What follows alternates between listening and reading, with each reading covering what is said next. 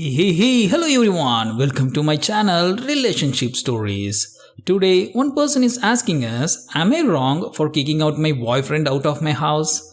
But before we give our judgment, let's hear the story from her side. So, 2 months ago, I, 23 female, met a guy at the mall. Let's call him Mark, 39 male. He was really nice and funny, and we had a fun talk and we exchanged numbers. I liked him a lot, so when I got home, I asked Mark if he wanted to hang out again tomorrow. He said, sure. The next day we go on, I guess, a nature walk and start getting to know each other more. He then wrapped his arm around me and it felt super sweet. We then went to McDonald's for lunch, and later when it was time to pick up my son, who we will call Jacob, from preschool, I asked him if he wanted to come with me. He said yes. I could see Mark as a good father figure for Jacob, so I thought this was a good opportunity for Jacob and Mark to bond with each other. Mark and I quickly became a couple about a week later, and we decided that Mark was gonna move into my place because it was easier that way.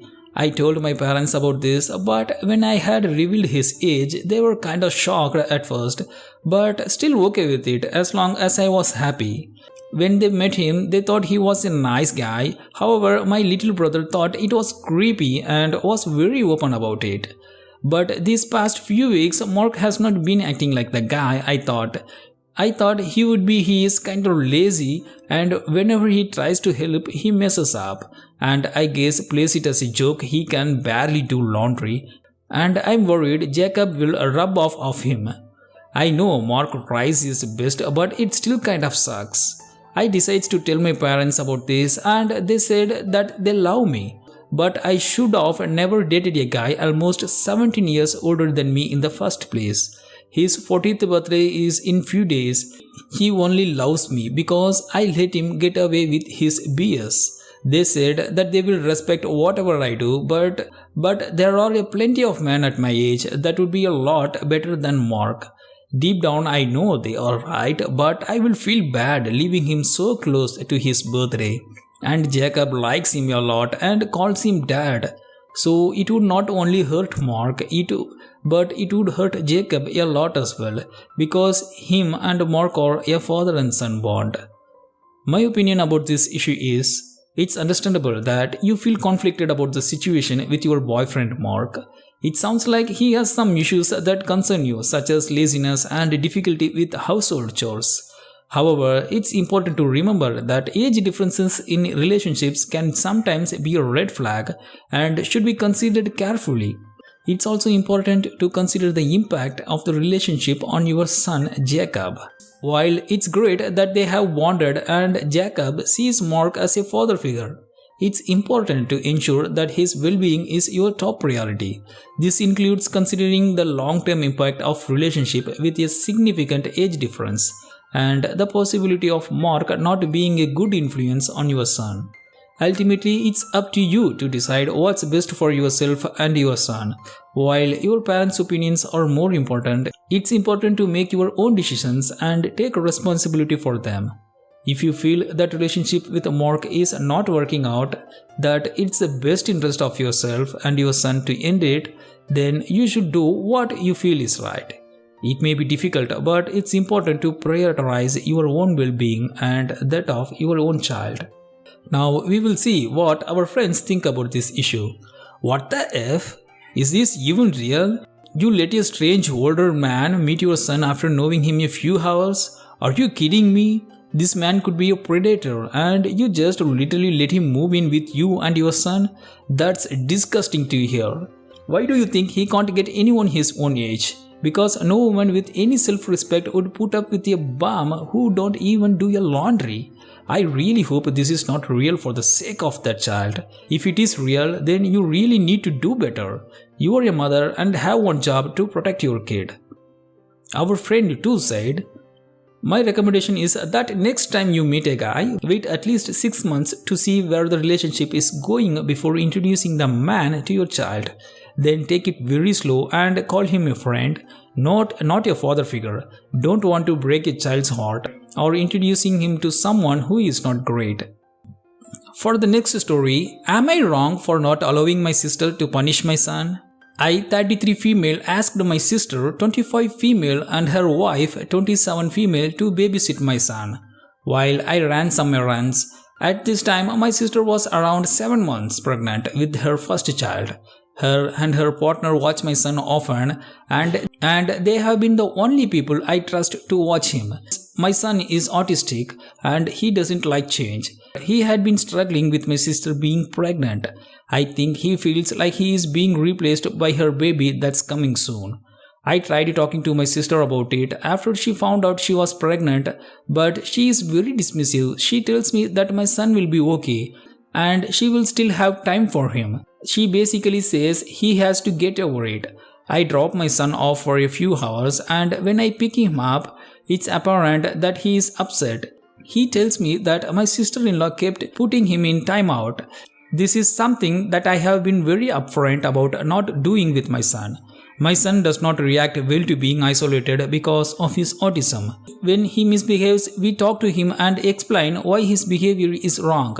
I confronted my sister and sister-in-law and asked why they put him in timeout. And my sister-in-law tells me he kept hitting my sister's pregnancy bump. This raised some red flags for me. I know my son and he does not hit unless he gets overwhelmed. I asked my son why he was hitting his aunt. And he told me no one was listening to him. All they were doing was talking about the baby. I explained to my son that hitting is not okay and I made him apologize. But I told my sister that isolating my son as punishment is unacceptable. My sister-in-law jumped in and said that if my son was going to hurt her wife, then she is going to put him in timeout. After a heated argument between my sister-in-law and me, we left. I have not talked to my sister since. I decided I was going to wait until she reached out to me, and we have not talked in almost a month now. I am starting to wonder, am I wrong in this situation or if I am just protecting my son? My opinion about this issue is, you are wrong. Come on, your son punched a pregnant woman's belly. You are missing the forest for the trees by making this about timeouts, especially when it seems your sister has been excellent support to you and your child. Do you think she was putting him in timeout to hurt him?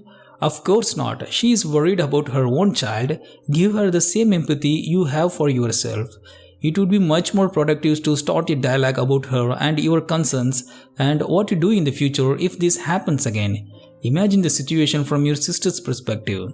You are essentially telling her, don't worry, it won't happen again since I spoke with him. Oh, but also if it does happen again, tough crap, you can't do anything different. Reach out profusely, apologize for not taking her seriously. And if she decides she wants to look after your kid again, then discuss alternative solutions for when something like this happens again. Now we will see what our friends think about this issue. You are wrong. You said your son doesn't react well to change.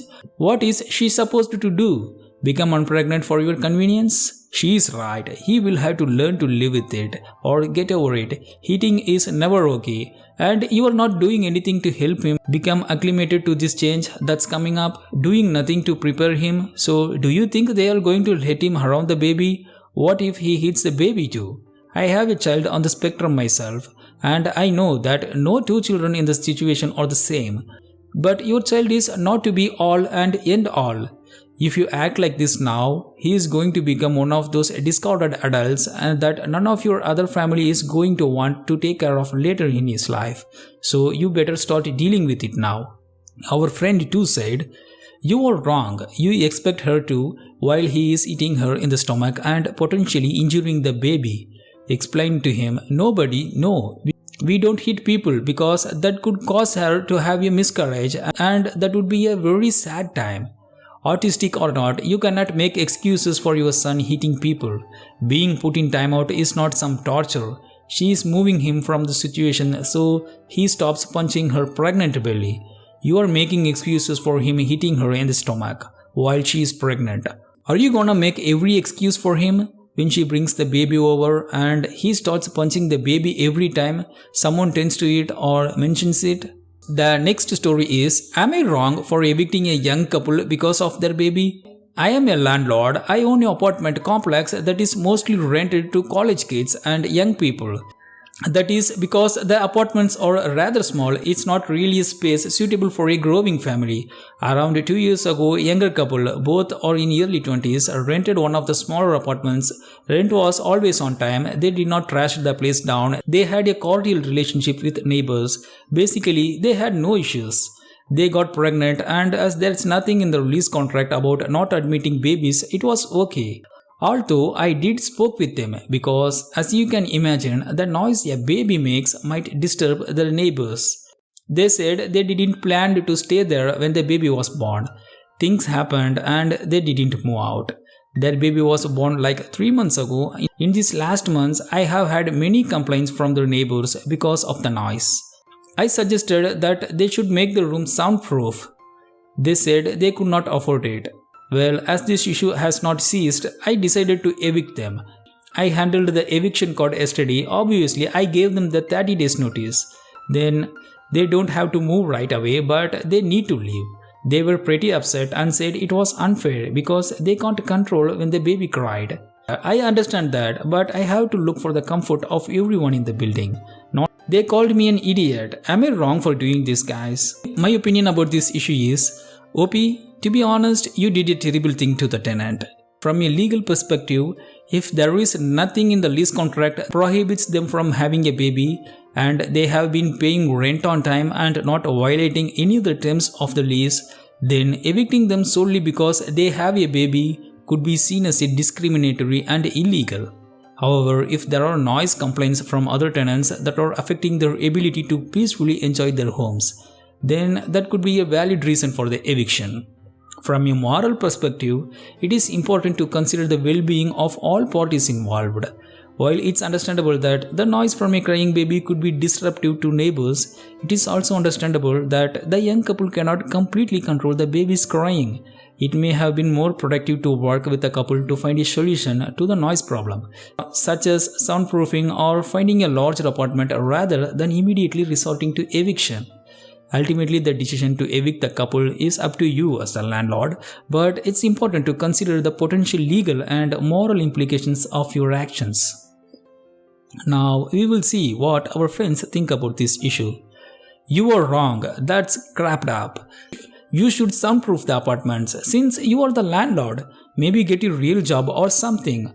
Also, you are freaking their entire rental history for this.